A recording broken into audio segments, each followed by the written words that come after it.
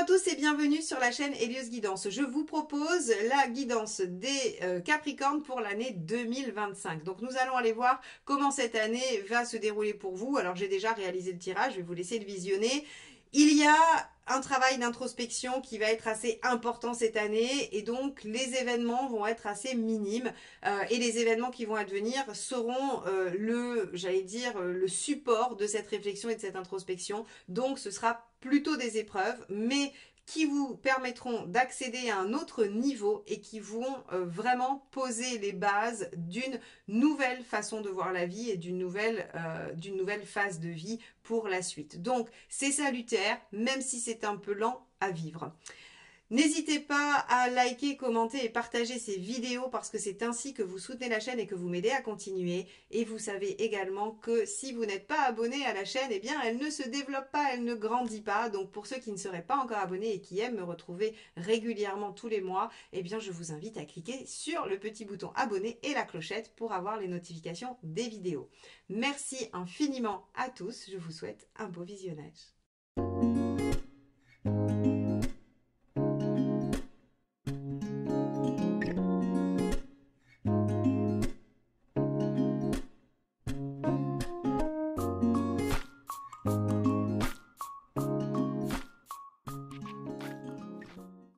Nous nous retrouvons avec votre roue astrologique pour cette année 2025 et ce qui est assez notable, c'est qu'il va y avoir un peu deux salles, deux ambiances, comme on peut dire.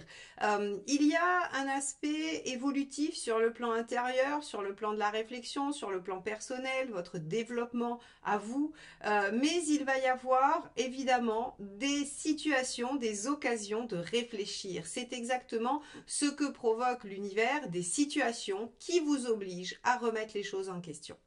Alors, on va avoir de la remise en question assez fondamentale sur les relations, on va dire amicales, familiales, moins sur la sphère personnelle, celle de couple, où on va voir que les choses pourraient éventuellement plutôt évoluer positivement si vous souhaitez de l'engagement et de la stagnation, hein, si vous voulez que les choses s'ancrent et s'entérinent telles qu'elles sont aujourd'hui, eh bien vous allez pouvoir être satisfait puisque les choses vont quand même aller dans la construction. Mais en revanche, tout ce qui va être relations sociales un peu plus larges vont être un petit peu mises à mal. Et on pourrait aussi avoir la sphère socio-professionnelle qui va être sujet à remise en question. Alors, on va entrer tout de suite dans cette roue et je vais vous donner un petit peu domaine par domaine, mais voilà, il y a des moments où ça va être un peu moins agréable que d'autres. Globalement, je pense que ce qu'on vous demande, c'est de vous libérer de certaines choses, de certains, soit de certains schémas, soit de certaines croyances, soit de certaines contraintes. Donc c'est pour ça qu'il va y avoir des difficultés qui vont vous pousser un petit peu dans vos retranchements. Alors la maison 1 ici avec la papesse, eh bien, va vous pousser à suivre votre intuition, à réfléchir, à intérioriser, à essayer de comprendre, à garder votre calme. Alors ça, bon, c'est pas trop gênant. Vous êtes Capricorne, normalement vous êtes assez stable, assez tranquille, vous intériorisez beaucoup.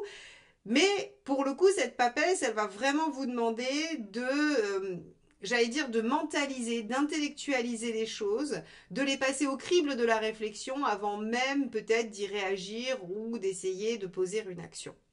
Donc, une année de réflexion qui vient aussi se mettre en lien avec cette maison 4. Hein, ne vous inquiétez pas, je reviendrai sur les deux autres, mais la maison 4, l'ermite, qui aussi provoque une introspection assez intense, assez profonde. Donc, je pense qu'il y a vraiment, c'est pour ça que je vous dis qu'il y a une remise en question assez profonde et totale de votre vie, avec des transformations, des changements qui vont s'opérer dans les liens. Avant ça, on a la maison 2. La maison 2, vous allez reconsidérer des choses. Alors, dans la maison 2, on peut reconsidérer des engagements, on peut reconsidérer des investissements, on peut reconsidérer sa façon de voir la vie, son mode de vie, voire même sa façon de gagner de l'argent. Donc, vous voyez qu'on peut en revoir des choses sur cette maison 2 et que ça peut venir toucher finalement différents domaines. Si vous êtes dans un remaniement de votre vie socio-professionnelle, ça va remanier votre rapport à l'argent, hein, à votre façon de gagner l'argent. Si vous êtes en train de revoir votre organisation de vie, ça va toucher à votre mode de vie, à votre façon de vivre. Par exemple, vous pourriez à minima, hein, sur un petit changement, remanier votre façon de vous alimenter complètement et que ça vienne aussi toucher vos valeurs. Et donc, on a ici, sur cette maison 2, le fait de reconsidérer pas mal de choses, de faire un bilan. Donc, vous voyez, hein, entre la papesse, le jugement, l'ermite, et ici le monde inversé en 9, on va avoir beaucoup de questionnements, beaucoup de réflexions. C'est une année assez passive, hein, qui va vous amener vraiment à l'intérieur de vous-même, au plus profond de vous-même. Alors, moi, j'ai envie de dire que c'est assez logique avec votre soleil en Capricorne qui pousse en fait à se suivre soi-même, à s'écouter soi-même et à travailler sur sa solitude. Alors sa solitude, pas au sens strict du terme, mais en tout cas, allez, disons son autonomie, plus que sa solitude. Donc c'est une année qui va être extrêmement favorable à ça. Hein. Faut vous y attendre. On va pas avoir des événements de toutes parts. On va avoir des choses qui vont se produire et qui vont pousser à ça, mais pas qui vont pousser à de l'expansion particulièrement sur cette année. Donc, ici, de la réflexion, un bilan pour voir un peu comment vous allez remanier les choses. Je vous ai dit, dans la maison 3, on a l'arcane 13, la mort. Ça veut dire que dans vos relations quotidiennes, des choses vont changer. Alors, ça peut être tout simplement vous changer de job, vous avez accepté un autre poste dans une autre équipe et vous changez votre décor quotidien de collègues. C'est-à-dire que vous ne verrez plus les mêmes gens avant ce changement qu'après, tout simplement. Ça peut ne pas être une catastrophe. Hein. On est juste sur du changement d'environnement, on va dire de l'entourage quotidien, proche, mais pas forcément familial ou avec des gens, voilà, c'est pas vos meilleurs amis la maison 3, c'est les gens que vous côtoyez tous les jours. Votre boulangère, vos collègues, voilà, des gens de cet ordre-là. Ça peut être vos clients aussi, vos patients si vous avez une activité de thérapeute. Voilà, si vous changez quelque chose, vous allez forcément modifier ces relations-là. Alors, on a une transformation dans ce domaine-là qui va amener effectivement à repenser peut-être ces liens quotidiens et à réfléchir à une autre façon de se présenter. Si je dis ça, c'est qu'en fait, ici dans la maison 11, que je la relie tout le temps à la maison 3 parce que ce sont des maisons sociales avec la maison 7, hein, c'est toutes les maisons qui traitent de votre rapport à l'autre à différents stades, dans différents niveaux et dans différentes sphères de votre vie, mais en tout cas, ça traite de votre rapport à l'autre. Et on voit ici avec le pendu inversé en 11 que vous avez envie de, euh, de modifier des choses, de changer des choses, d'arriver à débloquer des situations.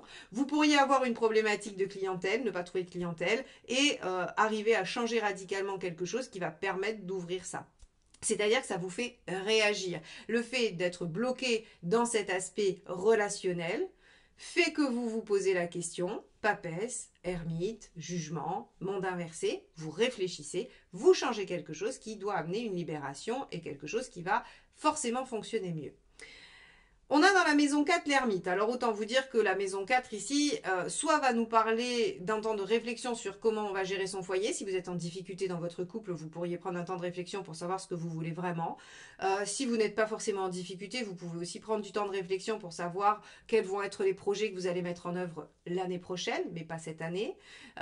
Et si on parle de vous et uniquement de vous, puisque la 4 c'est de là où vous venez, hein, c'est vous-même, c'est votre fort intérieur, eh bien il y a une remise en question, il y a une introspection qui se fait et qui est, encore une fois, je vais me répéter, hein, mais ça revient plein de fois dans votre roue, donc on a vraiment ce côté où je regarde ma vie et je me pose toutes les questions nécessaires pour avancer. Alors le backleur inversé en 5 nous indique que ça va pas être une année où vous allez justement faire, où vous allez créer, mettre en œuvre, développer, puisque c'est une année où vous y réfléchissez.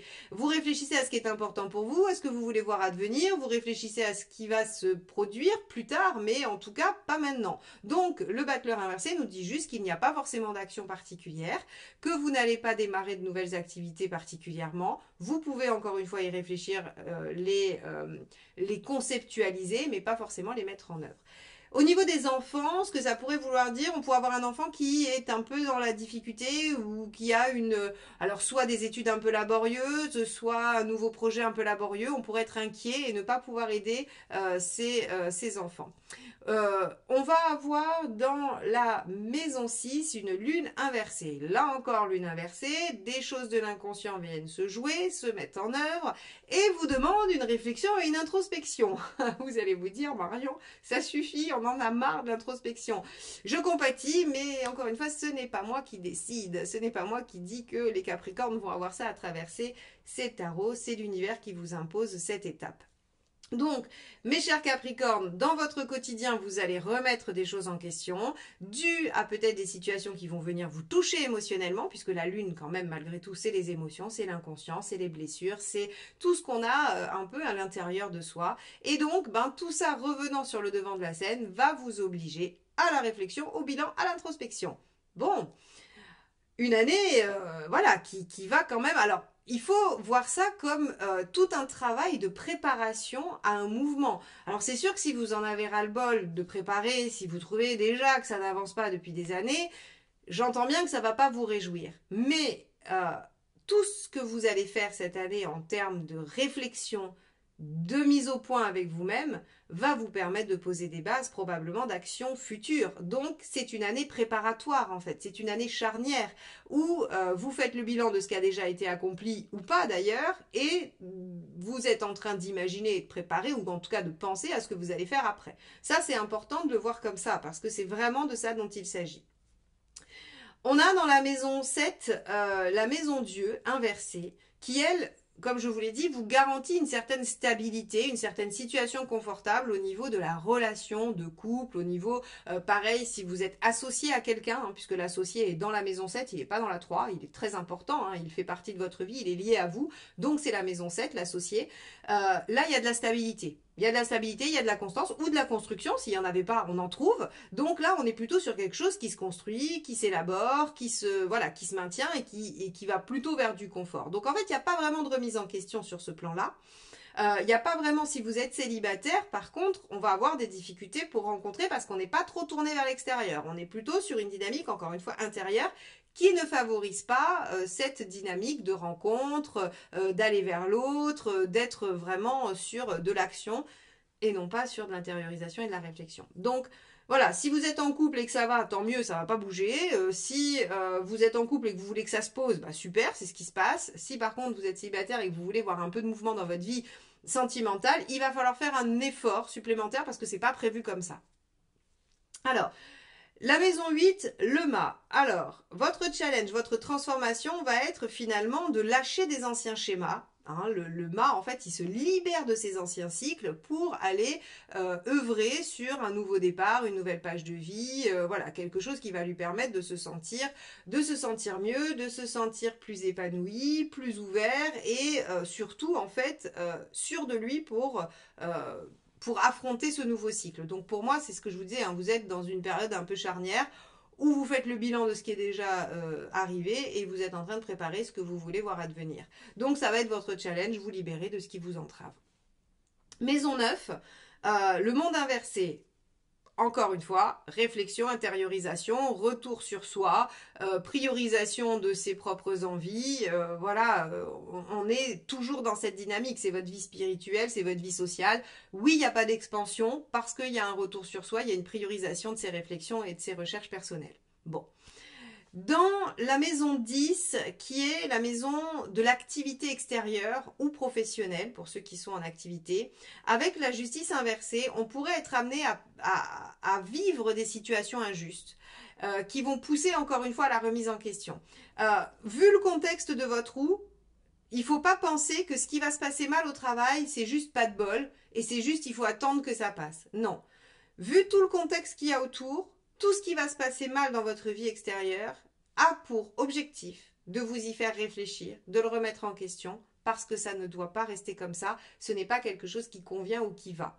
Donc là, je suis peut-être un peu catégorique, mais entre une lune inversée et une justice inversée dans les deux maisons qui vont traiter du quotidien et du travail, il y a forcément une remise en question primordiale, fondamentale sur quelque chose qui n'est pas à l'équilibre dans votre vie socio-professionnelle. Donc il faut retrouver un équilibre. Alors là encore, ça va se nuancer selon les personnes. C'est-à-dire que certains vont juste avoir à réorganiser leur façon de travailler parce que c'est pas équilibré, que ça leur pose des problèmes purement pragmatiques. D'autres vont vivre des situations peut-être difficiles, injustes de harcèlement qui vont les pousser à reconsidérer totalement leur vie professionnelle. Hein. Il va y avoir plusieurs niveaux d'importance selon là où vous en êtes dans votre cycle d'incarnation. On a le pendu inversé dans la maison 11 qui nous dit que finalement toute cette remise en question va libérer nos objectifs à long terme, va nous permettre de reconsidérer ce que l'on veut voir advenir dans sa vie et de remanier ce qu'on met en place. Donc, le pendu inversé, c'est la carte qui vient vous dire, bah, en fait, dans vos idéaux, dans votre façon de voir la vie, il y a des choses qui vont se débloquer, il y a des choses qui vont se dénouer.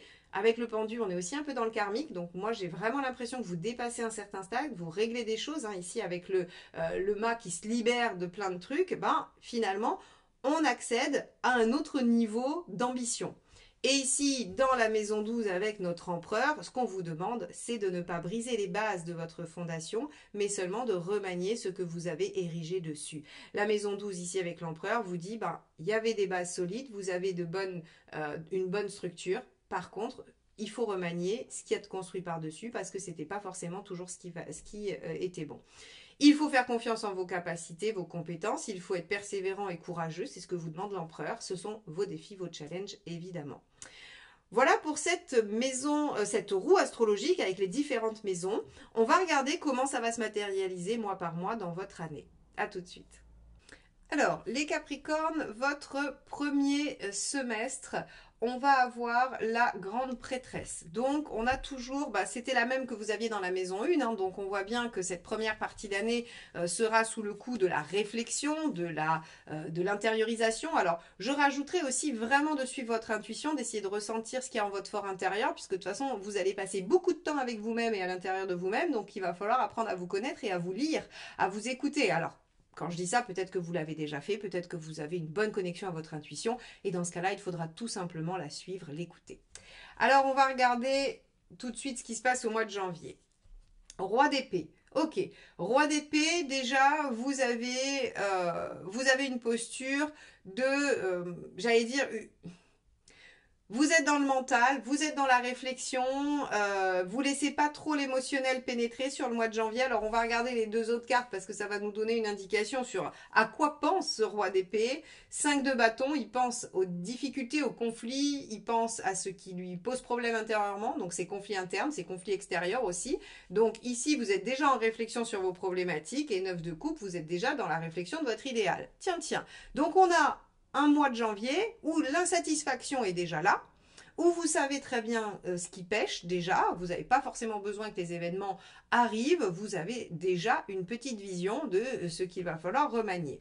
Mais peut-être que ce n'est pas encore tout à fait à l'œuvre, peut-être que vous êtes juste dans la phase de constat, hein, c'est souvent l'effet du roi d'épée qui n'est pas aspecté avec une maison Dieu ou des lames de prise de conscience. Là, ok, vous savez que ce n'est pas satisfaisant. Sur le mois de février, on a un as d'épée. Vous avez une nouvelle idée. Alors je regarde ce qu'il y a après parce que du coup, je trouve que ça va vite. Par rapport à votre astrologique, je me dis tiens, déjà un as d'épée, ça va vite. Non, en fait, ça va pas si vite que ça. On a l'impression que vous avez procédé par à-coup. Donc ici en février, nouvelle idée, nouvelle perspective. On a déjà peut-être construit certaines choses par rapport aux problématiques qui vous occupent. Mais, ce n'est pas si simple de tout bousculer. Puisque il y a quand même quelque chose de très construit, de très érigé déjà. Hein, et vous vous souvenez, je vous ai dit, vous allez poser les bases de quelque chose qui va probablement après se transformer. Et bien là, le 10 de Pentacle nous dit que, bah oui, il y a une confrontation entre l'as d'épée qui a envie de nouveauté, qui a envie de se lancer dans quelque chose de radicalement innovant, et tout ce qui est déjà construit et qu'il va falloir bouger. Et ça, c'est pas une mince affaire et ça vous met en émotion. La lune. Vous avez à remanier votre quotidien, à repenser votre façon de faire et de vivre, probablement, mais c'est pas si simple et ça vient bousculer plein de choses et notamment ça vient aussi vous mettre un peu soit dans les inquiétudes, dans les peurs ou dans la réflexion. Hein, de toute façon, vous vous dites ok, je changerai bien des choses parce que ça va pas, mais ça va pas être si simple. Alors en mars, qu'est-ce qui se passe? 3 de Pentacle. Vous vous dites qu'il y a quand même des petites ficelles que vous pourriez attraper et que vous pourriez déjà, rien que dans la prise de conscience, constater qu'il y a des petites choses qui bougent. Ça, c'est pas mal. Avec le 4 de bâton, vous pourriez aussi décider de reprioriser ce qui est important et d'essayer de vous recentrer sur ce qui va. Ça, c'est une bonne attitude. Finalement, vous vous dites, bon, ok, je vais réfléchir à tout ce qui va pas, mais il y a aussi peut-être des choses qui vont bien, notamment la vie personnelle, hein, la vie familiale. Encore une fois, si vous êtes célibataire avec des enfants, ça va bien avec vos enfants. Si vous êtes en couple, ça se passe bien, voyez. Ou si ça se passait mal, ça commence à aller mieux. Donc ici, on est dans quelque chose de, ok, quand même, il y a des petites choses qui vont bien, et on va se baser ou s'appuyer en mars sur ce qui va bien pour en profiter un peu. Hein. Épage de bâton, on va lâcher un peu les problématiques. Donc vous voyez que finalement, il va y avoir une introspection, vous attaquez l'année en vous disant tout de suite que vous savez pertinemment qu'il y a des choses qui ne vont pas et qu'il va falloir y penser, mais en mars, vous vous accordez une petite pause et vous vous dites, ok, il y a quand même des choses chouettes et on va profiter de ces Chose chouette, pas facile à dire, c'est presque comme les chaussettes de l'archiduchesse. Vous allez profiter de ça au mois de mars, peut-être comme pour prendre une grande respiration avant de vous lancer dans l'introspection, ou comme pour faire voilà une mini pause et vous dire voilà, ou peut-être un peu de procrastination aussi, ça pourrait pour certains. On va regarder sur le mois d'avril. Alors, sur le mois d'avril, regardez ce qu'on a. On a la même ici. Hein. Donc, on avait une grande prêtresse dans la roue de fortune, dans la roue astrologique, pardon. Ici, on a une grande prêtresse sur le semestre et on voit bien que sur le mois d'avril, eh bien, il va être vraiment sujet de se centrer sur soi, d'être dans une forme de trouver le courage d'aller au bout de ce que l'on pense ou de ce que l'on ressent hein, avec le cavalier de bâton, pardon. Je fourche, et on a conscience qu'il faut faire des choix de vie, deux de bâton. Ah, alors peut-être qu'ici, effectivement, on était sur une prise de respiration avant l'apnée. Hein, parce que vous vous dites, ok, ça va être un travail de longue haleine, il faut partir avec les batteries chargées, et en mars, on s'accorde de se charger les batteries en faisant des choses chouettes, des choses qu'on aime, en étant dans quelque chose de plus léger. Alors, effectivement, au mois de mai, il y a un cavalier de bâton qui, lui, se dit « Ok, on se lance. Allez, on y va. » Le cavalier de bâton, c'est lui qui réunit son enthousiasme, son courage, sa force, sa fougue pour aller vers quelque chose. Et là, en l'occurrence, aller vers les changements que vous avez à faire. Et vous réunissez tout ça, pourquoi? Pour lâcher des choses. 5 de coupe. Pour en fait vous rendre compte qu'effectivement, pour aller vers l'épanouissement, pour aller vers le cycle de réalisation, il va falloir abandonner et laisser derrière soi des choses. Alors, ça peut être plein de choses. Ça dépendra encore une fois de chacun. Par contre, ce qui est sûr, c'est que ce sont des choses qui vous tiennent à cœur parce que c'est de la coupe.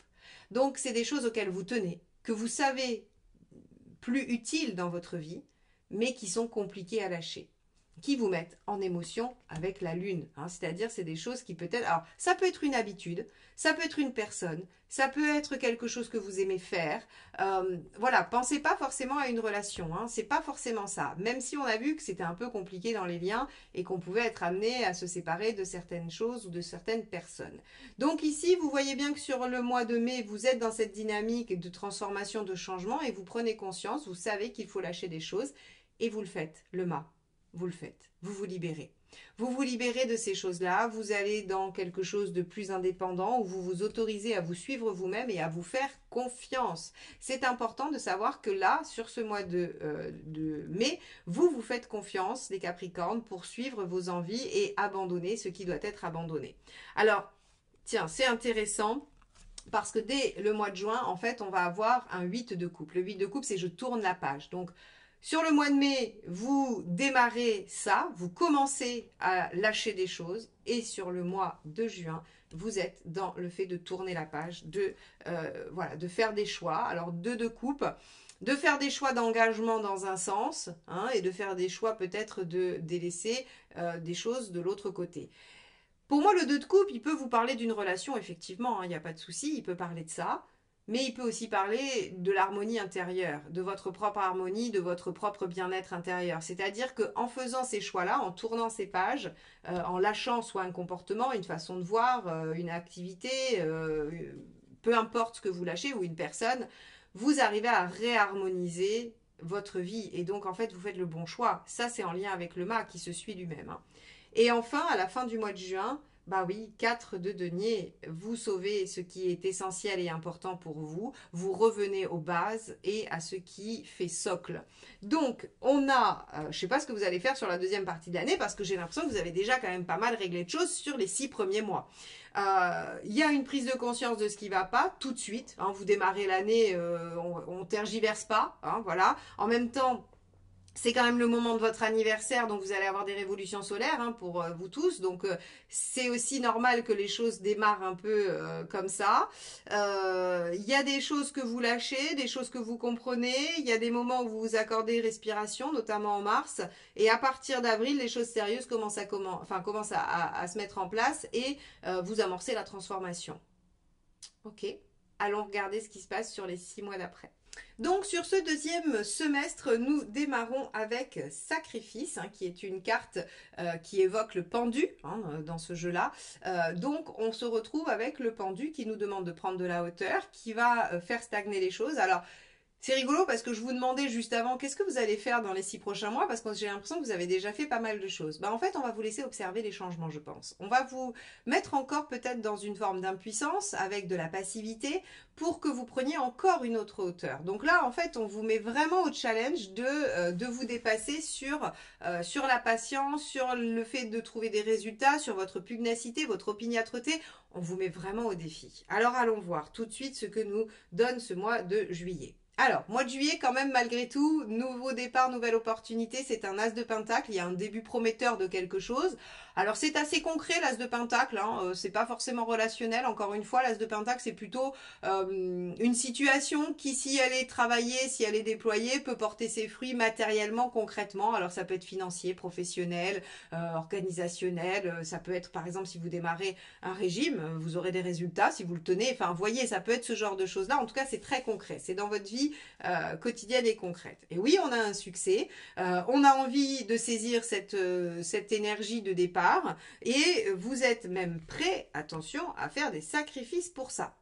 Donc, on voit ici que sur le mois de juillet, ce qui démarre vous semble positif, vous enthousiasme et vous avez envie de faire des sacrifices pour ça.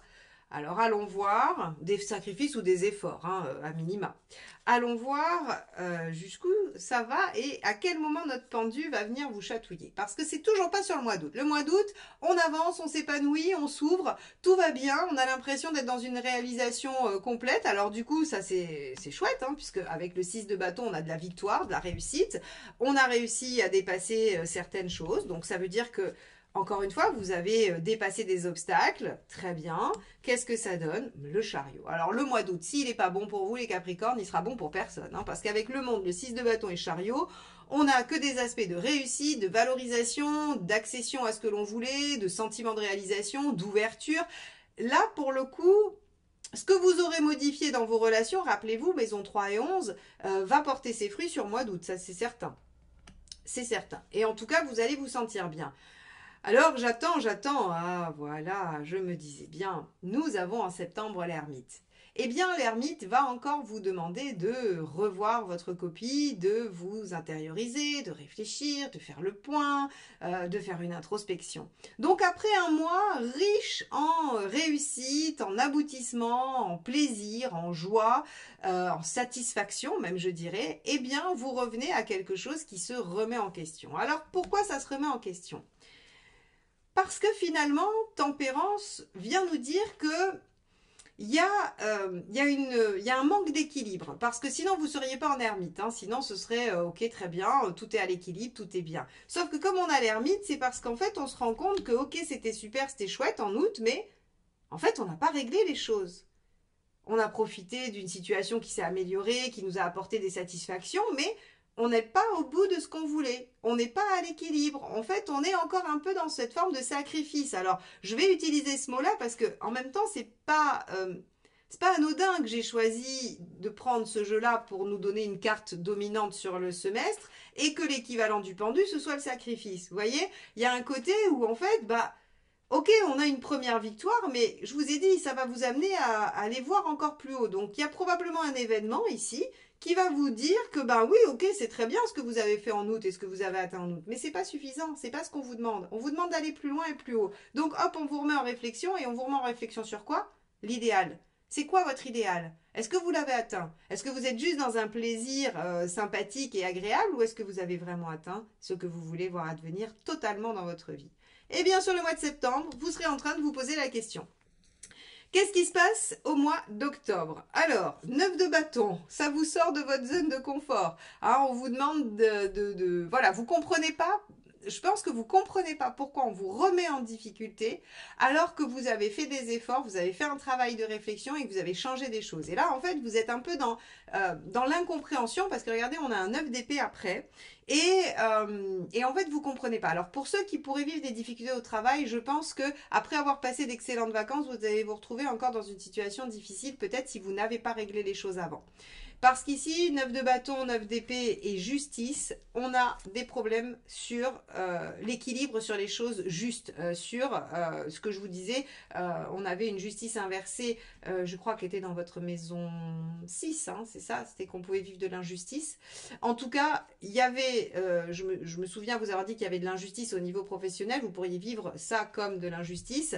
Eh bien ici, sur le mois d'octobre, il y a un passage difficile où en fait vous vous demandez pourquoi. Vous vous demandez pourquoi malgré tout ce que vous avez déjà accompli, on vous remet ça, on vous resserre encore ce plat-là et qu'est-ce que vous n'avez pas compris. Alors, ce qu'on peut supposer comme interprétation, c'est que vous n'avez pas, c'est pas que vous n'avez pas compris, c'est que vous n'avez pas été assez loin. Allez, allons voir et oui, regardez, en novembre, 10 de bâton. C'est-à-dire qu'en fait, on est presque au bout. On vous dit, bah, vous avez juste pas passé la dernière marche, vous n'avez pas été posé la dernière action. Donc, il faut aller au bout des choses pour se libérer, pour s'affirmer, le soleil, s'affirmer, y voir clair, être dans la joie et dans la réussite vraiment, eh bien, il va falloir aller faire le pas d'après. Quel est ce pas d'après? Il sera propre à chacun, mais en tout cas, essayez de voir en fait ce qui permettrait de régler définitivement les choses et pas de façon provisoire. On a 2 fois le soleil sur le mois de novembre. Ça, c'est très beau, c'est très chouette. On nous dit que si vous faites ce 10 de bâton, c'est-à-dire, moi j'appelle ça les derniers 100 mètres du marathon, quoi. C'est les plus durs, c'est les plus interminables du monde, mais une fois qu'on est au bout, c'est la délivrance, c'est le soulagement. Et là, en fait, si vous voulez, on vous resserre la problématique pour que vous la régliez une bonne fois pour toutes et que vous arriviez sur une réussite pérenne. Qu'est-ce qu'on a à la fin de l'année? On a un valet de Pentacle qui découvre son potentiel, qui découvre tout ce dont il est capable. Alors je pense que ça va, d'aller vous dépasser, d'aller au-delà de votre zone de confort, va vous permettre de découvrir comme un nouveau pouvoir, une nouvelle capacité. Ça, c'est chouette. Qui va vous permettre d'ériger quelque chose, de démarrer un nouveau projet et de très vite le mettre en œuvre. C'est-à-dire qu'on gagne en rapidité sur la fin d'année. Et avec ce 2 d'épée qui va vous permettre de réfléchir encore. Donc vous voyez, en fait le 2 d'épée c'est je regarde ce que j'ai en ma possession, je regarde mes différentes options, j'y réfléchis et je statuerai après. Et bien là, j'ai envie de vous dire que c'est exactement ce que je vous ai dit tout à l'heure. Vous avez une année où vous allez remettre des choses en question, vous allez faire des changements, ça va vous apporter des choses, mais on va encore vous demander d'aller plus loin, ce qui fait qu'à la fin de l'année, bah, vous aurez simplement fait des changements, vous n'aurez pas vraiment joui des changements, des résultats, mais en fait, là où ça va se concrétiser, c'est surtout sur l'année d'après, où vous vous rendrez compte que vous pouvez faire encore d'autres choix, que vous pouvez mettre des choses en place et que vous avez comme débloqué des pouvoirs en vous. Donc, mes chers Capricornes, c'est une année d'introspection, de travail sur vous-même et qui va vous amener à, on peut l'imaginer, transformer votre vie de l'intérieur avant que ça se voit concrètement. Il y a des choses qui bougent, on l'a vu, il y a des choses qui vont se modifier, mais globalement, c'est une année préparatoire au changement de l'année d'après. Voilà ce que je peux vous dire, mes chers Capricornes. Je vous souhaite une bonne année 2025. J'espère qu'elle sera vraiment, j'allais dire, profitable sur tous les plans pour vous. Même si elle vous paraît un peu lente et passive, ne doutez pas un seul instant qu'elle portera ses fruits sur l'année d'après. Bonne année 2025 et à très bientôt pour de nouvelles guidances. Bye bye.